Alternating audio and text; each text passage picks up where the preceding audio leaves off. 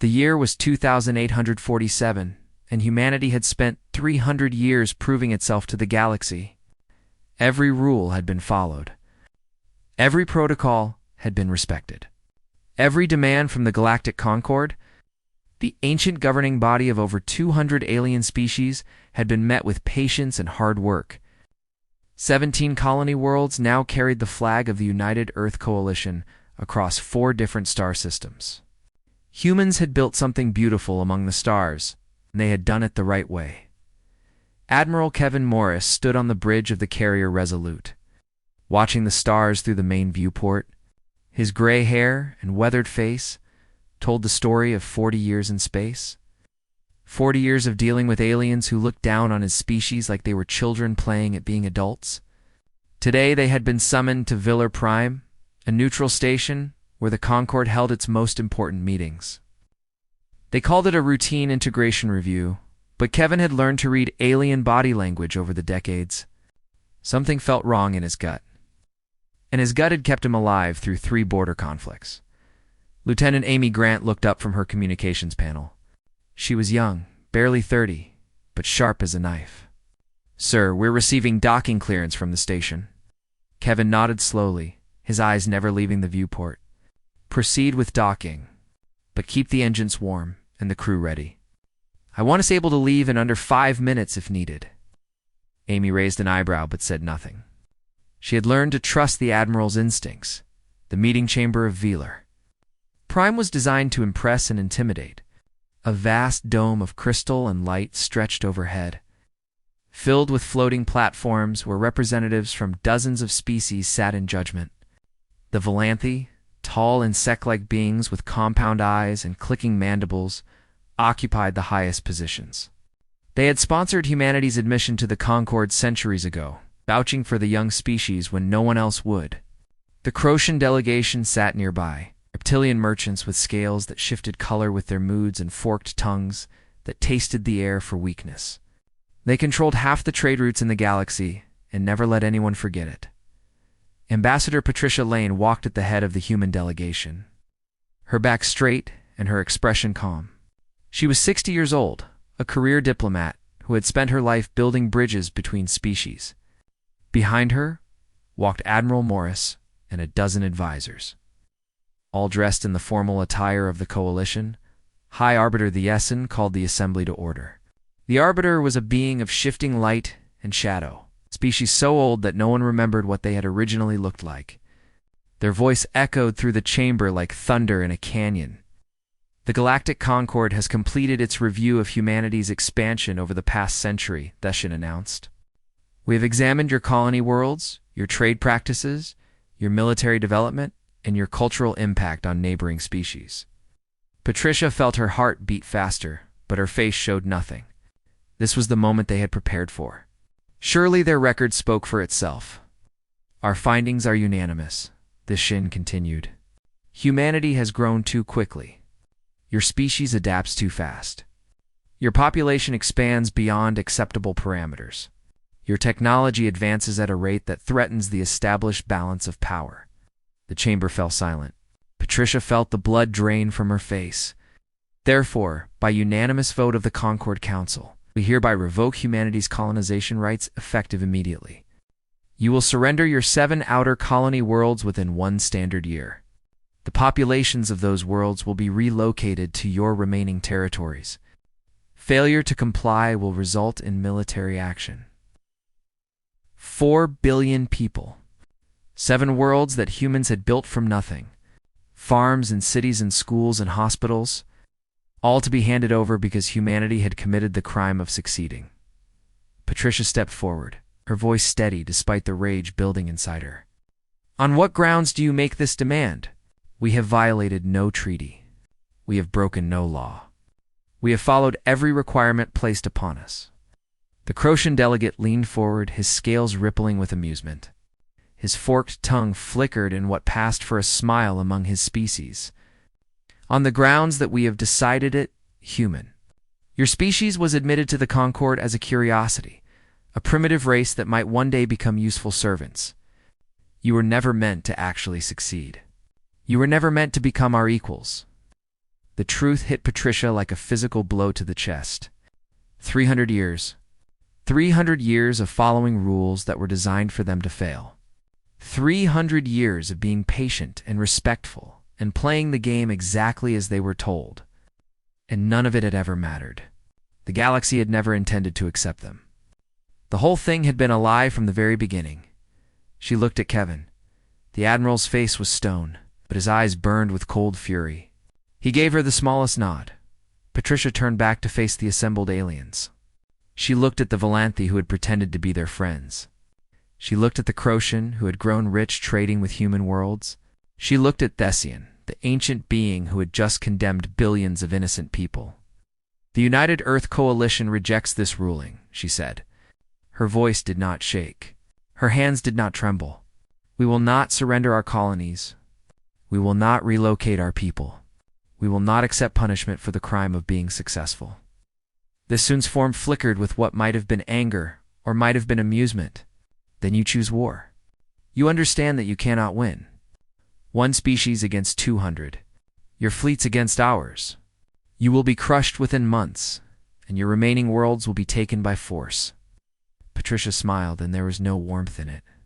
No friendship. No hope for understanding. Just the cold certainty of someone who had finally stopped believing in fairy tales. We never said we would fight you, she replied. We said we would not surrender. There is a difference, Arbiter. And your Concord is about to learn exactly what that difference means. She turned and walked toward the exit. The human delegation followed without a word. No one looked back. No one apologized. No one begged for mercy or asked for reconsideration. Kevin fell into step beside her as they entered the corridor leading to the docking bay. They'll send ships after us, he said quietly. Let them, Patricia replied. By the time they realize what we're planning, it will be too late to stop us. And what exactly are we planning? Patricia stopped and looked at the Admiral. Her eyes were wet, but her jaw was set with determination. We're going to do what we should have done centuries ago, Kevin. We're going to stop asking the galaxy for permission to exist. We're going to stop playing by their rules. And we're going to show them that humanity doesn't need their approval, their trade, their protection, or their friendship. She started walking again. We're going to leave. And when they come begging for us to return, we're going to remember exactly how they treated us when we needed them. The Resolute undocked from Viller Prime 3 hours later.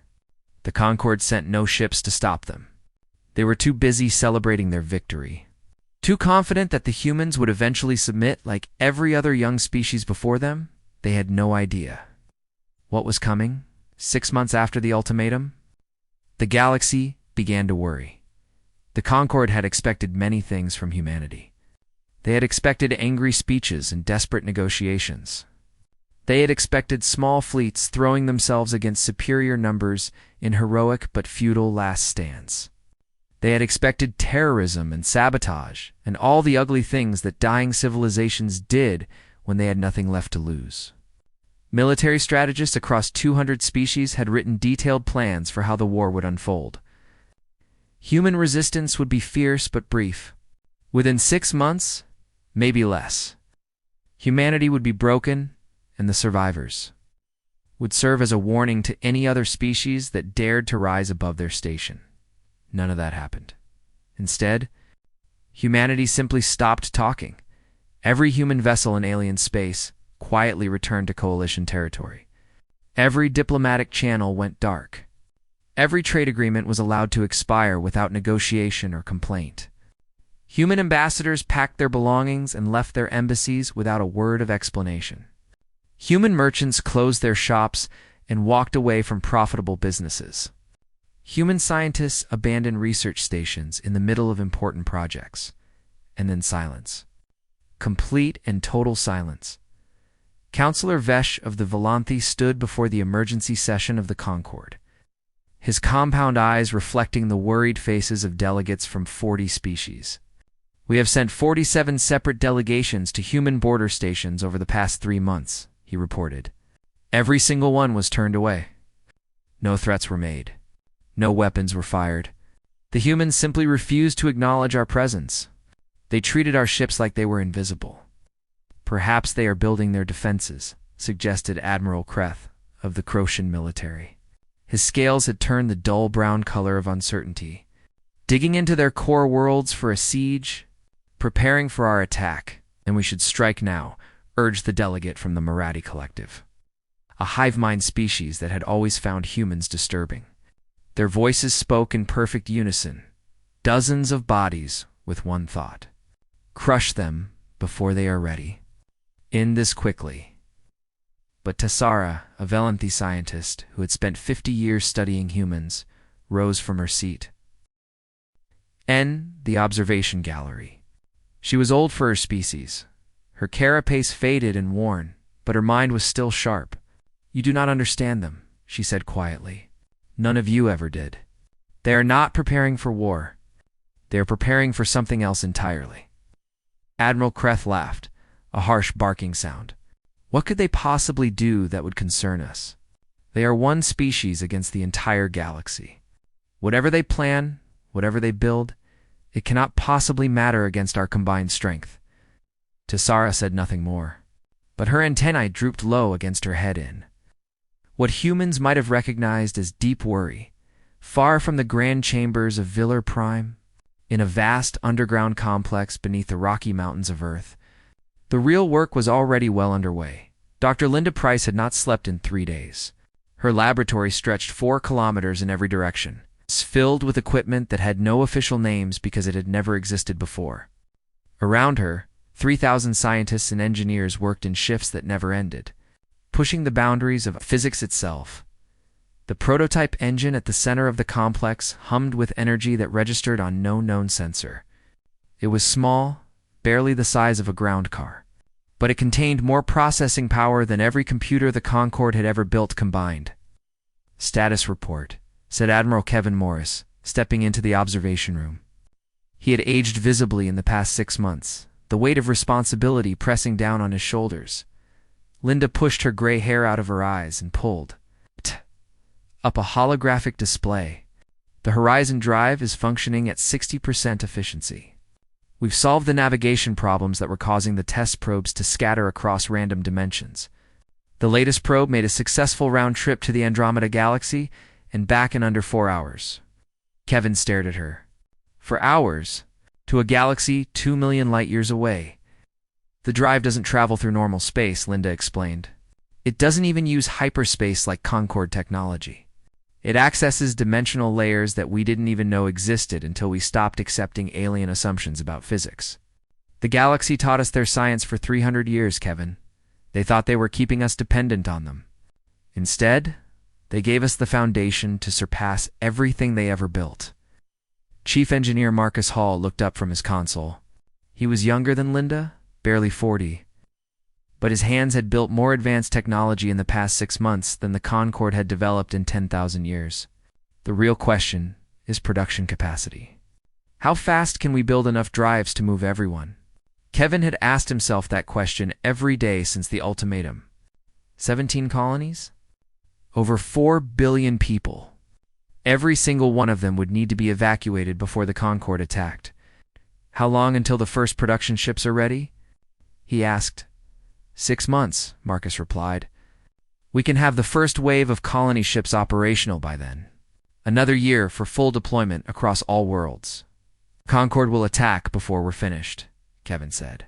They're too arrogant to wait the full year they gave us. Linda nodded grimly. Then we need to accelerate. Every factory on every human world needs to be converted to ship production. Every scientist needs to be working on this project. We can't afford a single wasted hour. Kevin looked at the prototype engine, watching the impossible energies swirl within its core. 300 years ago, humanity had looked up at the stars and dreamed of finding friends among them. They had found only masters who saw them as pets at best and threats at worst. Send the orders, Kevin said finally. Full mobilization on every world. Tell our people the truth about what the Concorde has done and what we're planning. Let them decide if they want to stay and submit or come with us. Where exactly are we going? Marcus asked. Kevin smiled, but there was sadness in it. Sadness for the galaxy they were leaving behind and the hope they had once placed in it. Somewhere the Concord can never follow. Somewhere we can build a civilization on our own terms, without asking anyone's permission. Across human space, the message went out through secure channels that the Concord could not detect. The truth about the ultimatum, the truth about how they had been betrayed, and the truth about what humanity was going to do about it. They were not going to fight. They were not going to surrender. They were going to leave the galaxy entirely and let the Concord have their empty victory. On every human world, the choice was offered to every citizen. Some chose to stay, unable to imagine leaving everything they had ever known. But most chose to go. Most looked at the stars and decided that any future was better than one, where they had to beg for the right to exist. The factories roared to life. The shipyards worked around the clock. And in the silence between human space and the rest of the galaxy, something unprecedented was taking shape. The Concord saw only silence. They assumed it was fear. They had no idea that it was preparation. The attack came 11 months after the ultimatum. Exactly as Admiral Kevin Morris had predicted, the Concord was too proud to wait the full year they had given humanity, too eager to demonstrate their power, too confident in their victory. Admiral Kreth of the Croatian military had personally requested command of the invasion fleet, and the Council had granted it without debate. This was supposed to be a simple operation, a show of force, a lesson to young species everywhere about what happened when you defied the natural order of the galaxy. 1,000 warships from 40 different species dropped out of hyperspace at the edge of the Kepler system. It was humanity's oldest and largest colony, home to nearly 1.2 billion people. The planet below was a blue and green jewel, covered with forests and oceans that humans had carefully cultivated over 2 centuries of patient work. Admiral Kreth stood on the bridge of his flagship, watching the tactical displays with anticipation. His scales had turned the bright red of excitement. "Launch fighter screens and prepare boarding parties," he ordered. "Target their orbital defenses first. I want this world secured within 1 standard day." Sub-Commander Veth, his second-in-command, studied his own displays with growing confusion. His scales slowly shifted from red to the gray of uncertainty. "Admiral, I am not detecting any orbital defenses. They must be hiding them." "Full sensor sweep." "I have completed 3 full sweeps, sir." Fist's voice trembled slightly. "There are no defenses. There are no stations. There are no ships of any kind in orbit."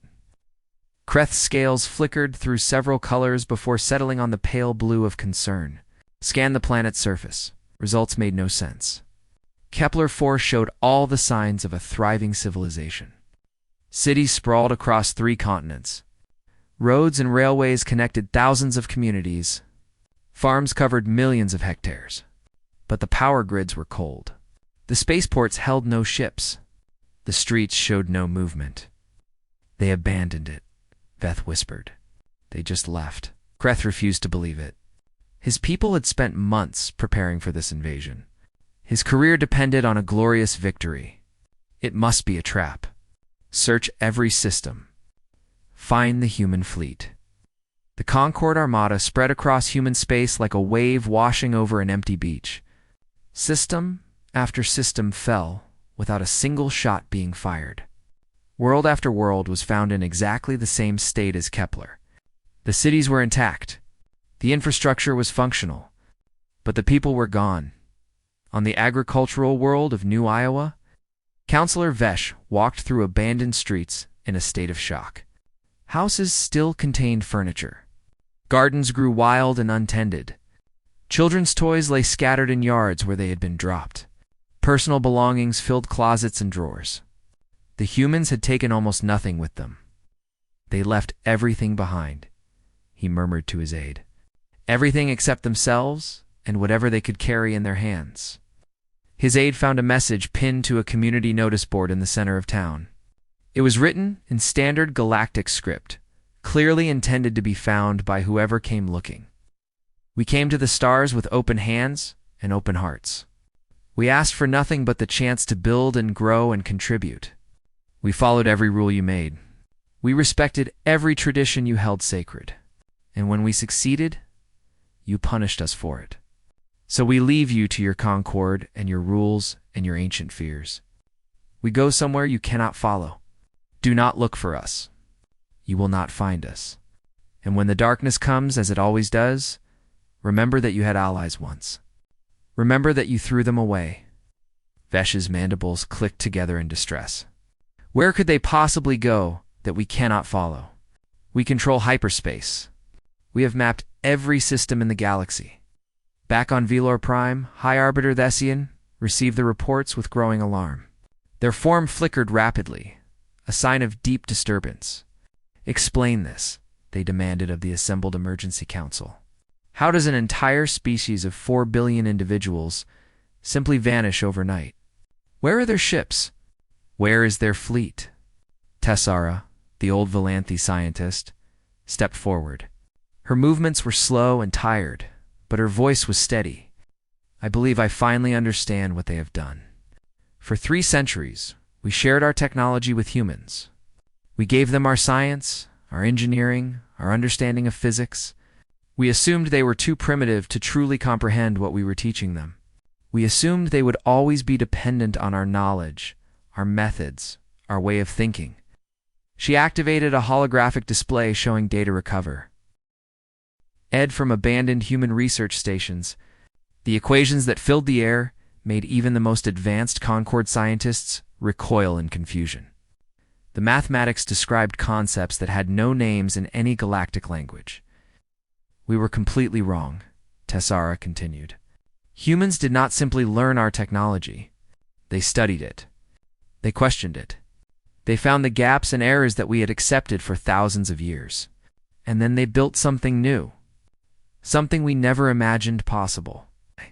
She pulled up another display, this one showing sensor readings from the border of human space. Strange energy signatures that matched nothing in any database. Tiers in the fabric of space itself that opened and closed in seconds. They call it the Horizon Drive. It does not travel through normal space. It does not use hyperspace. It accesses dimensions that we cannot perceive, cannot measure, cannot follow. By our best calculations, this technology would allow travel across intergalactic distances in mere days. The chamber fell absolutely silent. They are not hiding somewhere in our galaxy, Tessara said quietly. They have left it entirely. They have gone to another galaxy, perhaps many others. And they have done it with technology that we cannot begin to understand, let alone replicate. Admiral Kreth stood frozen, his scales cycling through colors that had no names. That is impossible, he finally managed to say. Intergalactic travel is impossible. The distances are too vast. The energy requirements are too enormous. Possible by our understanding of physics, Tessara replied. But humans never accepted our understanding as the final truth. They kept asking questions we had stopped asking 10,000 years ago. They found answers we never thought to seek. High Arbiter Thessian's form had dimmed to almost nothing. So we have one. We have taken their worlds. We have claimed their territories. We have won nothing, Tessara said, and there was something like grief in her voice. We have empty planets. Abandoned cities. Technology we cannot operate because we do not understand the principles behind it. And we have made an enemy of the one species in this galaxy that was genuinely different from all the rest. She deactivated the display and turned to leave the chamber. Where are you going? Thessian demanded. To study their research, Tessara replied without looking back. To try to understand what they discovered, and to pray that we never need their help, because after what we did to them, I do not think they will ever come back. The chamber remained silent long after she left. The greatest military victory in the history of the Concord felt hollow. They had conquered empty worlds and claimed abandoned stars, and somewhere impossibly far away, beyond the edge of everything they knew, humanity was building a new civilization among galaxies the Concord would never reach. 20 years passed, and the Concord discovered that humanity's departure had left wounds they had never expected at first. The problems seemed small. A trade route that had relied on human-manufactured precision instruments suddenly found itself without suppliers. Other species could make similar products, but not quite as good, not quite as reliable. Medical researchers across the galaxy realized that several breakthrough treatments had been developed from human pharmaceutical research, and none of the scientists who remained understood the underlying principles. Agricultural worlds that had used human terraforming techniques found that no one else knew how to maintain the systems. 100 small dependencies, invisible until they were gone, began to unravel the fabric of galactic civilization. Then came the larger problems. The Marathi collective had expanded aggressively into former human territories, claiming world after world for their hive mind civilization. But their biology was different from human biology, and the planets that had been shaped for human life began to reject them. Crops failed. Ecosystems collapsed. Within a decade, the Marathi had lost 2/3 of the worlds they had seized, and their population was starving. The Crucian trade networks, which had grown rich and fat on human consumer goods, contracted sharply. Without human innovation driving new products, without human markets buying alien goods, the economy that had sustained the galaxy for millennia began to slow down. Recessions spread from sector to sector. Species that had been comfortable for thousands of years found themselves struggling to survive, and in the darkness between galaxies, something ancient had awakened. The first warning came as a distress signal from a Velanthi research station on the galactic rim. The message was garbled and desperate, filled with screaming and sounds that no one could identify. By the time rescue vessels arrived, the station was scattered, debris drifting through empty space. The creatures responsible were already gone, leaving only radiation signatures that matched nothing in any database. Admiral Kreth, now Supreme Commander of all Concord military forces, called an emergency session of the Council. His scales had lost their luster over the years, worn down by stress and failure. "The harvesters," he said, and the word fell like a stone into still water. Every species in the chamber knew the legends. Ancient machines built by a civilization so old that no one remembered their name. They had swept through the galaxy once before, countless ages ago, destroying everything in their path.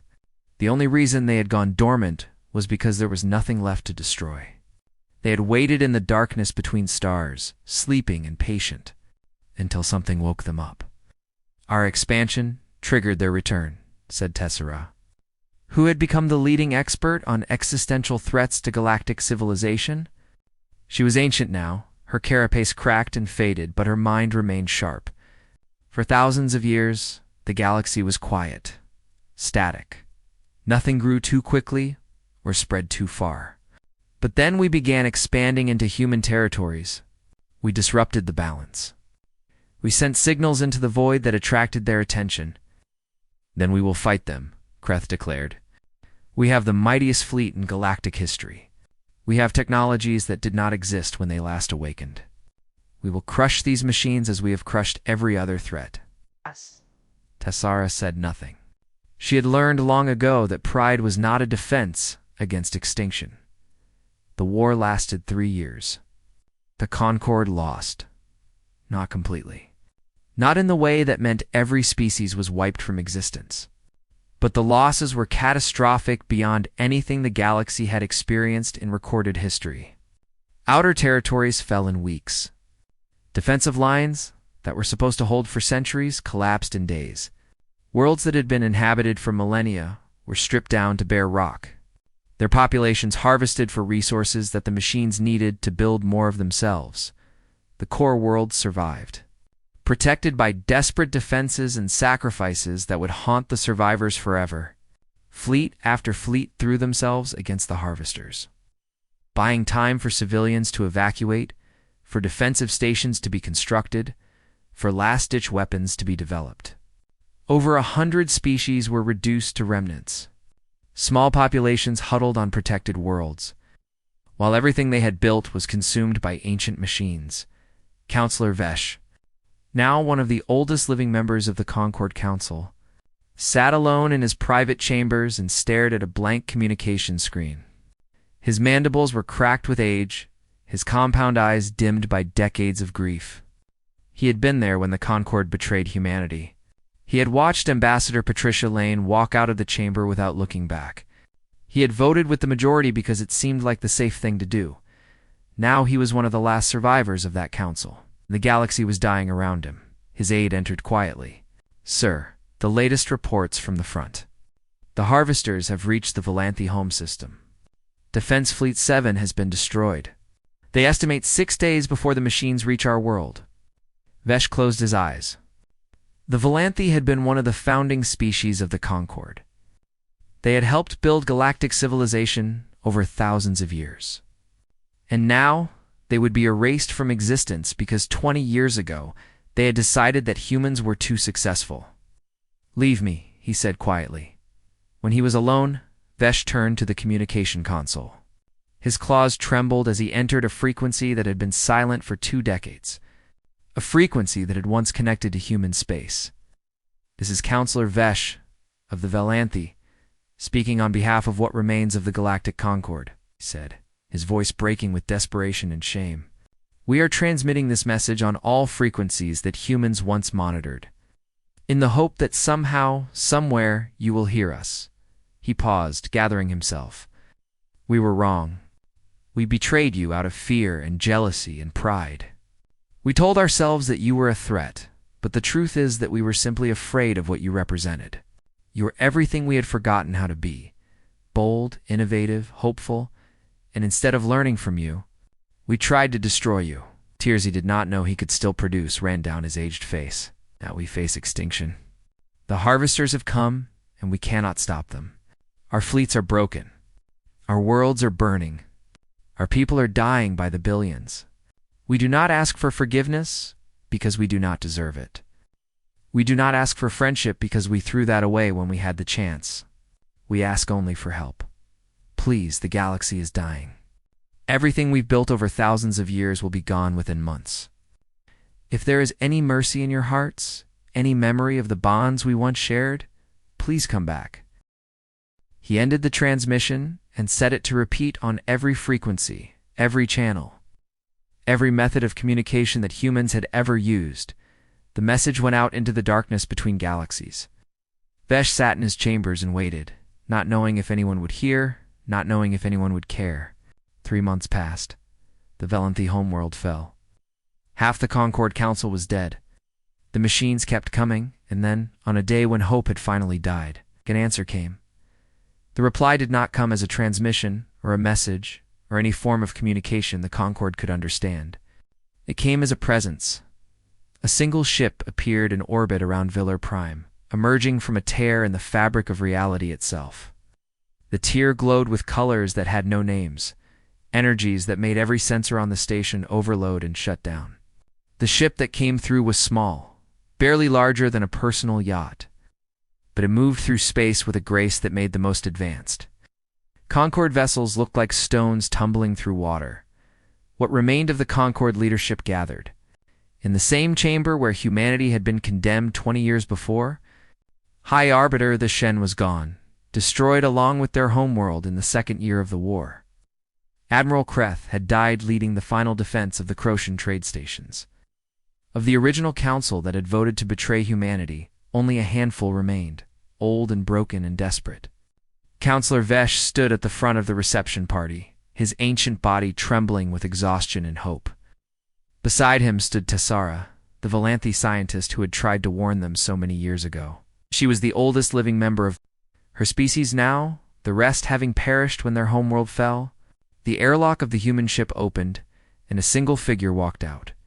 Ambassador Patricia Lane had aged in the 20 years since she had walked out of this chamber.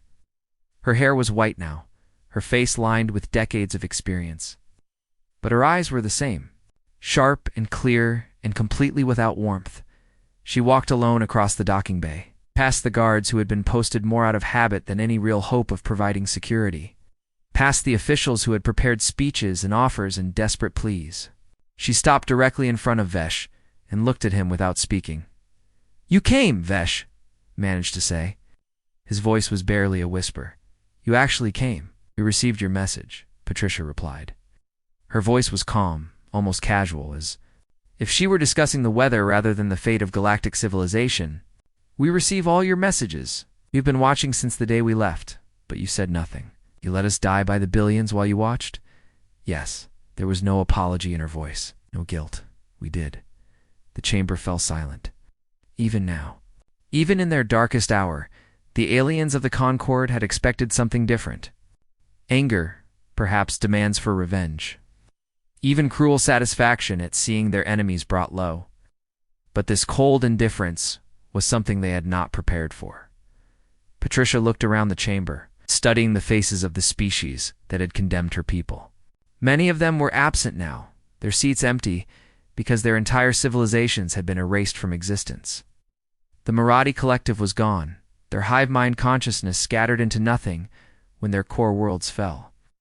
The Croatian were reduced to a few thousand refugees huddled on protected stations. 100 other species existed only in records and memories. I remember standing in this very chamber, Patricia said finally. I remember asking the Croatian delegate on what grounds you were revoking our colonization rights. Do you remember what he told me? No one answered. He said, on the grounds that we have decided it, your power was your justification. Your numbers were your authority. You did not need reasons or evidence or fairness. You simply decided that we did not deserve what we had built, and that was enough. She turned to face Vesh directly. Now you stand before me with the same request we once made of you. You ask for fairness, you ask for help, you ask for consideration. You ask us to be better than you were. Vesh's mandibles clicked together in despair. We acknowledge our wrongdoing. We will make any reparation you demand. Any territory, any resource, any promise. Just help us survive. Help us protect what little remains. Patricia was silent for a long moment. When she spoke again, her voice was softer but no less cold. Humanity spent 20 years building something beyond your comprehension. We spread across galaxies you cannot reach and will never see. We found civilizations older than your Concord and younger than your oldest memories. We discovered wonders that would break your minds to even glimpse. We did all of this not out of hatred for you, but because we finally understood a truth that you taught us. She paused, letting the weight of her words settle over the chamber. We can only depend on ourselves. We can only trust ourselves. Galaxy showed us that friendship and fairness and cooperation were myths that the powerful told the weak to keep them hoping for something that would never come. So we stopped hoping. We stopped asking.